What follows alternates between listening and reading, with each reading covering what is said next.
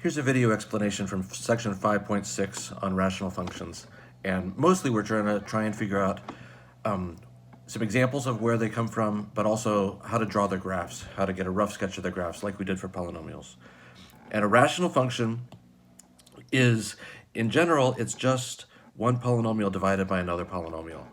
And so here's an example where they have the cost function here is 15,000x minus 0.1x squared plus 1,000, wherever that came from. That's a parabola opening downward cost function. So the cost increases and then it decreases as you make more items. But if you want the average cost, you have to take the cost and divide by the number of objects you create, x. And so you get this 15,000x minus 0.01x squared plus 1,000 over x. It's one polynomial divided by another polynomial. In this case, the second polynomial is just x. The question is, what do those graphs look like? And part of the problem is if you type it into the Desmos or something, it shows you something like this. And when one thing is we're going to have these spikes, these vertical asymptotes. When you divide by 0, when the denominator equals 0. So in that case, that's x equals 0. And so in this case, it makes sense. If you produce no items, it's still going to cost you $1,000. But $1,000 per 0 items, that's undefined, 1,000 divided by 0. So you're going to have a break in the graph, and the function will decrease down here, and then it levels off as you go. So as you produce more items, then the average cost per item becomes close to, in this case, it looks like it becomes close to 15,000, which is where it looks like it levels off. But our ideas about rational functions will show you that it doesn't level off, even though it looks like it. If you zoom out enough, eventually you'll see that it doesn't level off, that it starts to go down, decreasing. And that's what we're going to talk about as the end behavior.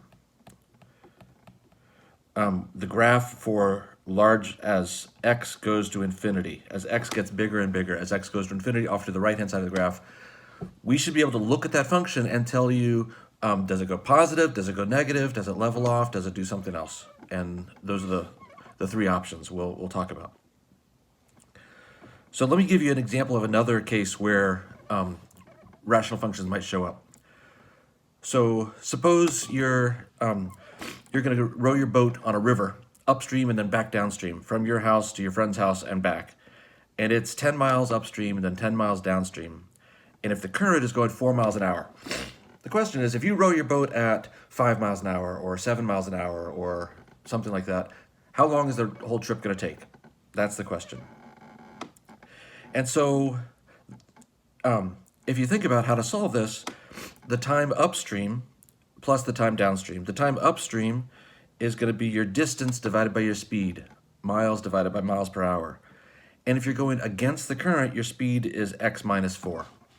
Right? So if you were paddling at 5 miles an hour, but the current was pulling you back at 4, you're only making 1 mile an hour progress, right?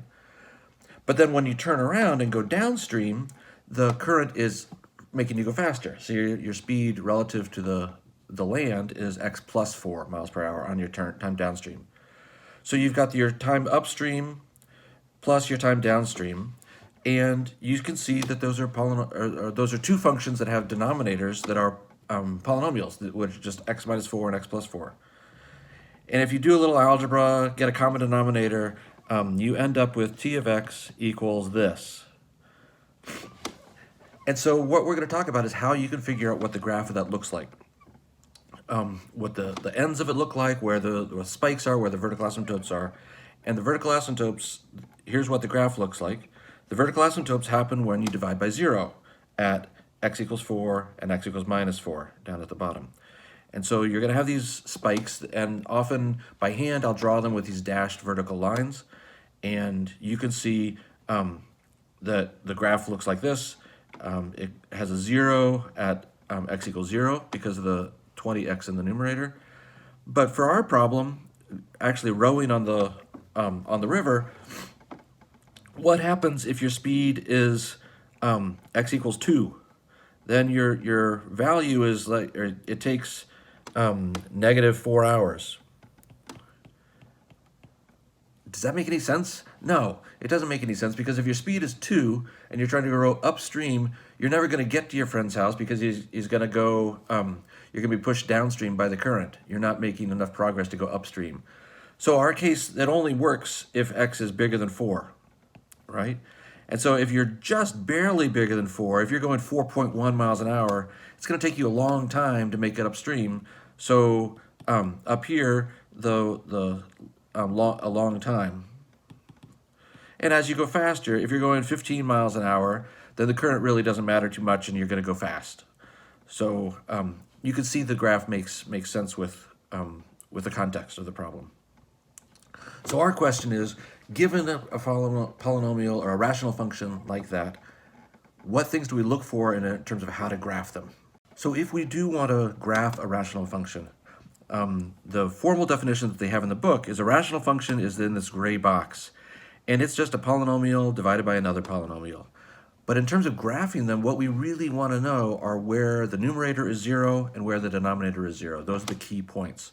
And so it's better to draw it in factored form. And so if you can factor this the polynomial in the numerator and the polynomial in the denominator, or you have to get common denominators and things like that, get it into a single fraction that's in factored form, then we can get a rough, quick, and dirty approximation of the graph.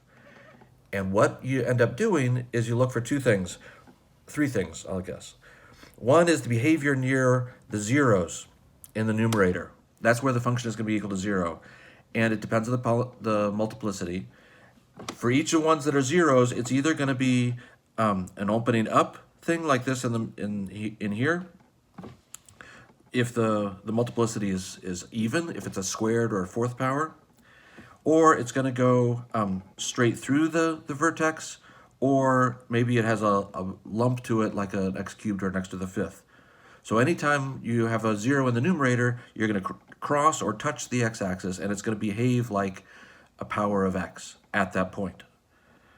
What about when you divide by 0? When you have a 0 in the denominator, it's going to behave like 1 over x, and 1 over x is this graph that has a vertical that was terrible. It has a vertical asymptote at 0, and it comes from positive infinity and it levels off at 0. On the left side, it comes from 0 and it goes to negative infinity. And so we'll have that spike asymptote behavior happen at every 0, unless it's like this one, x squared multiplicity 2. In that case, you're going to have both sides are going to be positive. Both sides are going to be the same. And so at that, where you divide by 0, you're going to go positive on one side, and it's also going to be positive on the other side of the 0. Unless it's multiplied by a negative, and then it's going to be negative on both sides. Okay, so that's the other option. But if it's a multiplicity that's even, 2 or 4, it's going to be positive on both sides of the asymptote. So spiking down on both sides, or spiking up on both sides. So just a little notation that they have in the book. If you want to talk about what happens near an asymptote, like this blue asymptote we have here at A, on either side of the graph, as you approach the asymptote, it can't just go and stop. That's not how rational functions work. It's got to either continue forever as you get closer and closer to A. And it's either got to go up as it hits the wall, or it's got to go on the other example, it's going to go right, on the right side it'll go down as it hits the wall. And the way you describe that is, as x approaches A from the positive side, x arrow A plus, then f of x goes to, in this case, negative infinity. It means it goes down. As you approach A from the positive side, it goes down. The other one is as you approach A negative, as you approach A from the negative side, from the left side, f of x, in this case, goes to positive infinity. And so that's a way you can write down the notation of what happens to the graph near a spike, near a vertical asymptote. The other thing that we want to have some notation for is what happens on the ends. So the end behavior, so has end behavior. I guess it's written here, as x goes to infinity. That means on the positive side, as x gets bigger and bigger, what happens to the value of x? In this case, f of x approaches 0. It levels off at and gets really close to 0. You also have on the left hand side, as x approaches negative infinity, what happens to the y values? Well, in this case, they level off at 0. F of x approaches 0. So you could have up here, f of x approaches infinity. If it goes up positive, f of x approaches negative infinity, or it could level off at some value of, say, a, which could be 0, it could be 3, it could be -5, whatever it is.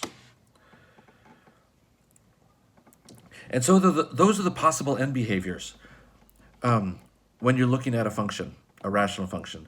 It either goes to positive or negative infinity, and this is if it goes off to the right, it could do one of these things, or if it goes off to the left, it could do a different one. So it could be positive on one side, negative on the other. Or it could be 0. It could approach 0 as you go off and in that case it'll be 0 on both sides. Third case is it could approach some non-zero constant. It could approach level off at 3 or level off at 100 or something like that. And so there are 3 cases for how you decide which of those things it's going to do. And the first one is you look at case 1 is if the degree of the denominator is bigger than the numerator. That's how the book describes it. But a better way to look at it is what's the end behavior of this function? End behavior is basically 4x. Look at the largest power in the numerator, the term that has the largest power in the numerator, and the term that has the largest power in the denominator. So if this is your function, you look at the 4x in the numerator, that's the dominant term, and you look at the x squared in the denominator, that's the dominant term. And then what happens if you simplify that? That's just 4 over x, right? The x's cancel. And what does 4 over x do? Well, 4 over x is like 1 over x. It goes to 0, and it goes to 0 on that side.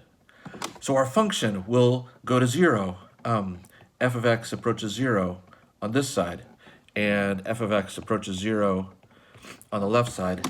What happens in the middle here is all the other jumbled stuff because of the smaller terms. But if we're looking at end behavior, this doesn't matter. We don't care about this. All we care about is it's going to level off at 0 on the sides, just like 4 over x, like the end behavior. So thinking about that, we can do what's pretty cool is graph this function, which looks horrible, but using a couple simple ideas, you can graph the whole thing. And so here are the ideas. Where are the zeros?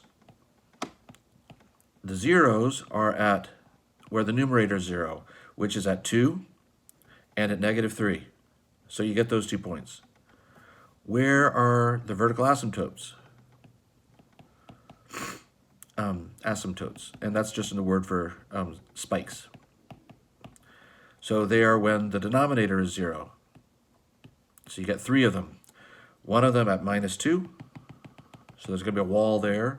One of them at when x minus 1 equals 0, which is here, and one at 5, which is here. And so we're just kind of building the structure for drawing our graph. The last thing you need is the end behavior. And so this is going to be, the numerator is x minus 2 times x plus 3. That's going to be x squared plus small terms. The denominator has 3 terms in it. So you're going to get an x cubed plus small terms. And x squared over x cubed, the denominator is bigger, and it's kind of like 1 over x. 1 over x it starts off here, and then I'm going to stop. And on the right-hand side, it eventually ends up going over to level off at 0. So those are the end behaviors. And so you've got what happens on the end, and you've got all these rules that you have to follow in the middle. So you can draw your graph. Let's pick black here.